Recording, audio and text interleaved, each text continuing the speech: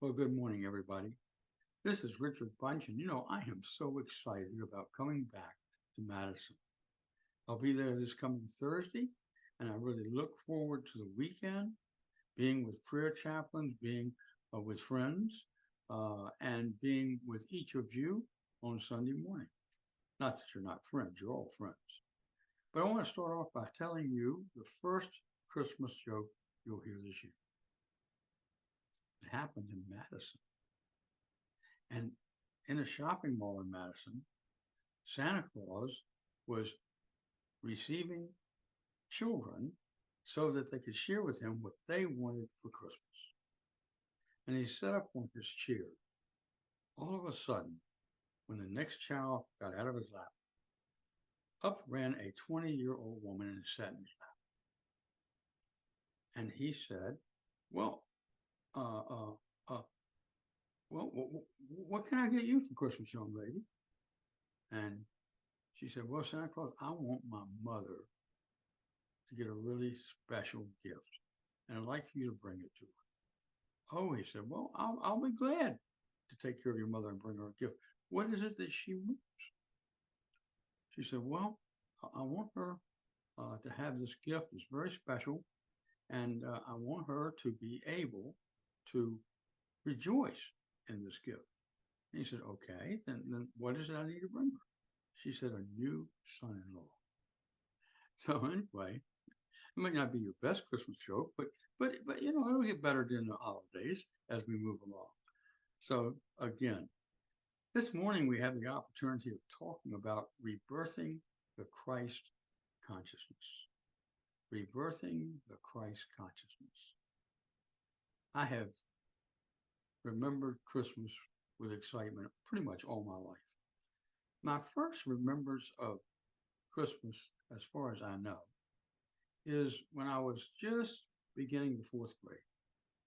And I went to bed early, but I wasn't real sleepy, and so I stayed awake. And we were in a small house.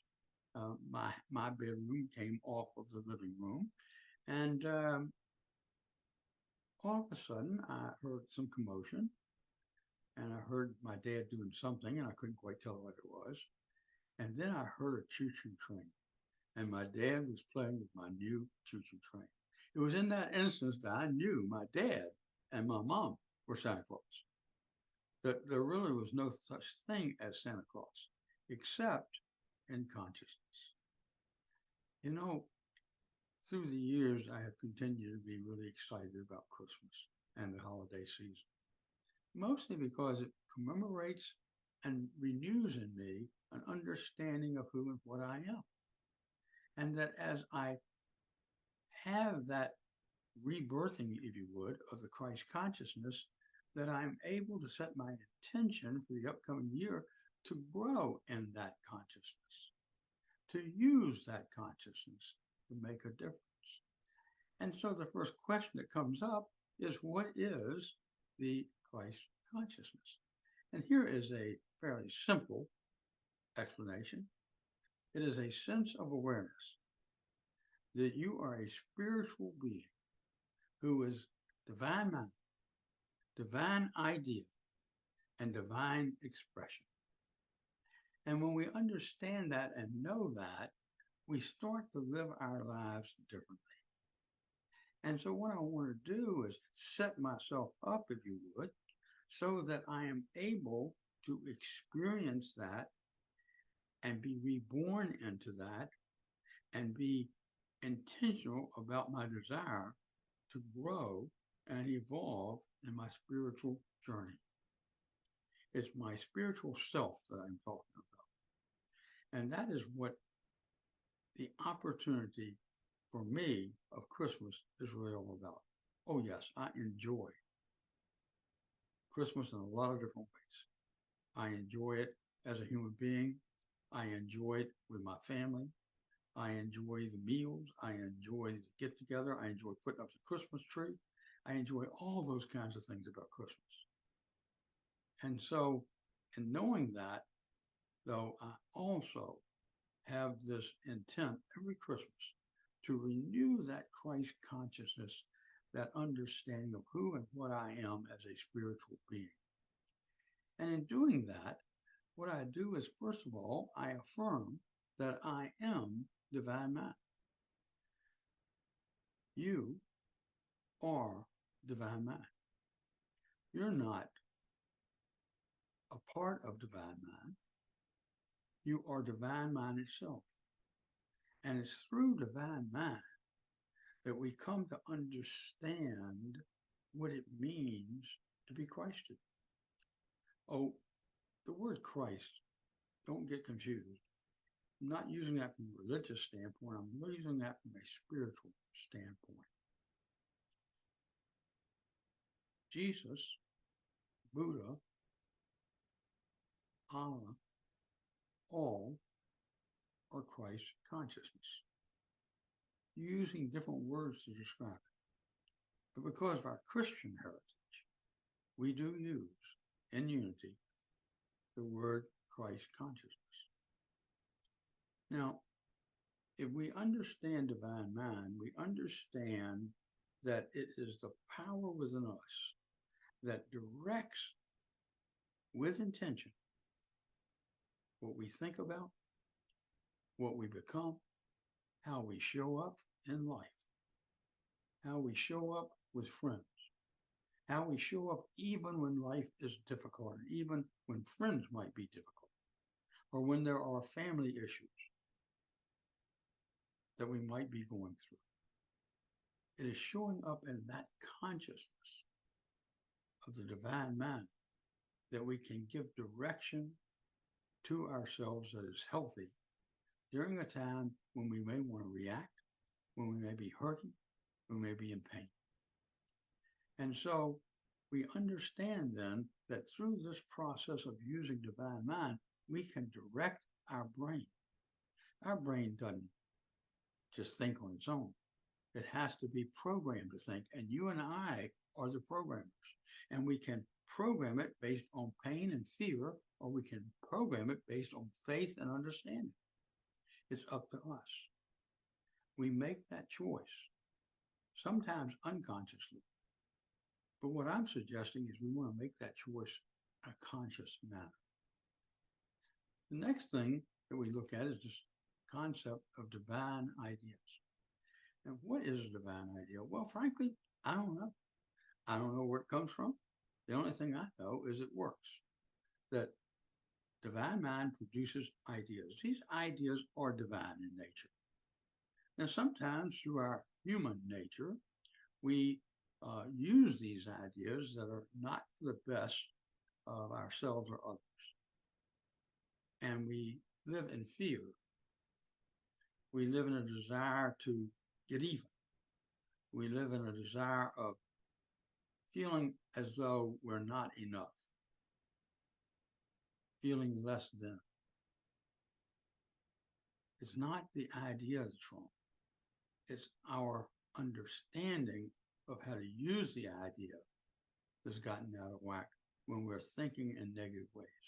But when we're thinking in the positive, when we accept a divine idea, and every idea we have is divine, we then can decide whether to focus on that idea and bring it into fruition, whether or not it will become part of the mirror of life that you and I have, that screen of life, where we can see ourselves and know whether or not we are intentionally living through divine ideas.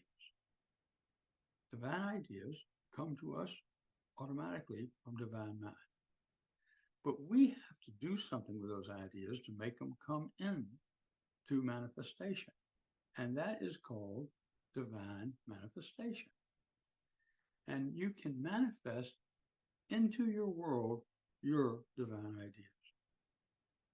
And as you bring them into the world, you do that through the power of faith, which we will talk about probably next week. And through that faith, that understanding faith, through that faith that is manifested in you, you are able to actually change energy and create opportunities that come into your life. We'll talk more about that again next week. But basically, these divine ideas we can manifest into our lives. And as we manifest the divine ideas in our lives, we do it by demonstrating our Christ consciousness. And our Christ consciousness, basically, is made up of faith, peace, love, and joy. Not only is based on each of those, faith, peace, love, and joy, it is also the opportunity to experience faith, peace, love, and joy in our lives, in our relationships, so that we are more aware of who and what we are. You know, Jesus said that we can choose to live in the kingdom of heaven and that we do not live in hell. That instead, you and I, when we choose to, step into this kingdom of heaven, a place where faith abounds, a place where peace is eternal, a place where love says, yes, yes, you are loved, and therefore you can only love others. And in that peace and in that faith and in that joy or love, you feel the joy of life itself. Isn't that a wonderful place to be? Not just at Christmas, but year round.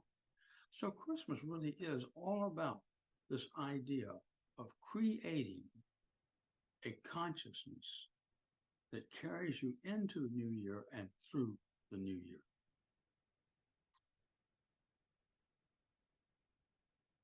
I have had the opportunity to live through many a Christmas.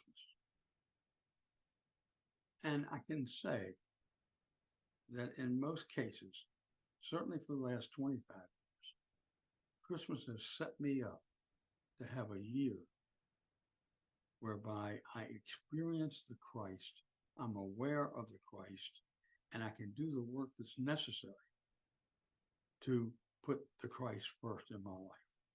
I fall short sometimes, especially in moments of stress, but I can do it, and I choose to do it, and I choose to live my life that way. If you're not doing that, you can do that. I highly recommend it because it brings that sense of quietness, that sense that we find in meditation of understanding the power within ourselves. And when we start to understand that, we are now rebirthing the Christ consciousness. This Christmas, I would make a recommendation that you do several things. One, I've recommended for the last couple of Sundays. Number one would be to write down daily 10 things that you find enjoyable, 10 things that bless you, that you are grateful for. You can do that on an app called Gratitude app. If you look that up, it will be able to download it. You'll be able to use that in a way in which you can keep even the list of the things that you're grateful for and add to it each day.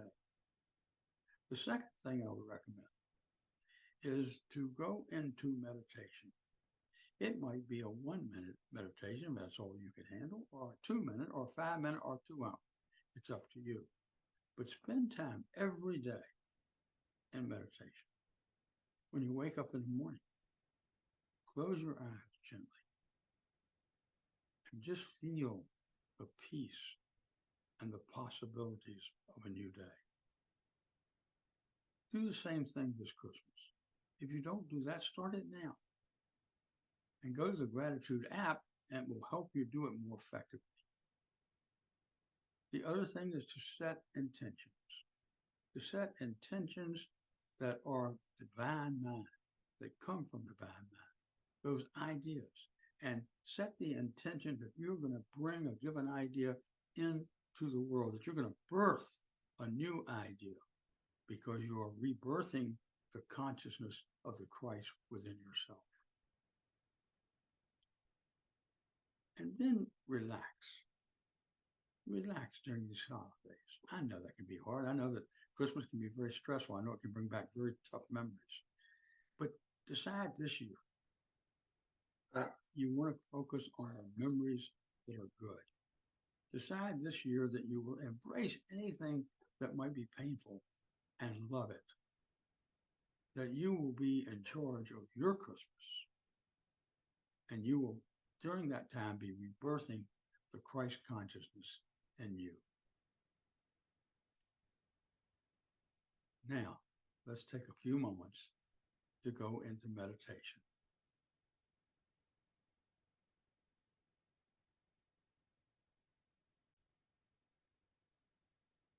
And now I offer you this opportunity to prepare for meditation. So gently close your eyes and just allow yourself to understand and know that all is safe, that you are safe in this moment, that you are blessed in this moment. And take a nice, deep breath. And now release that breath and feel the presence that is the Christ. Open your heart. And as you open your heart, know that you are expanding and going to that place on high, where truly all your needs are met. And now, during this time of silence, bring into your mind the Christ consciousness. Feel that consciousness. It is within you. It is actually who you are. Accept yourself as divine mind, divine idea, divine manifestation. Affirm to yourself that you are divine and feel that in this time of silence.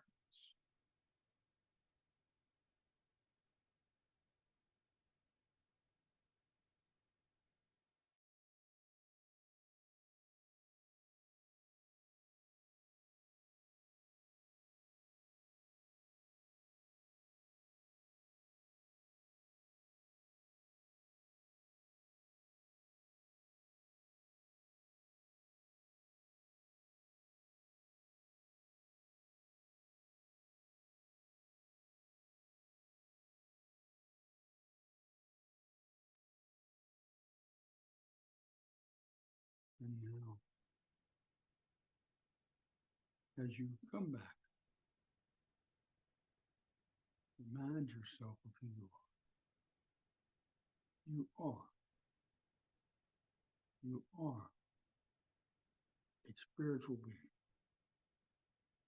And in this moment, you're having a spiritual experience. And you will carry this experience with you as you gently open your eyes. And as we say, Namaste. Amen. God bless.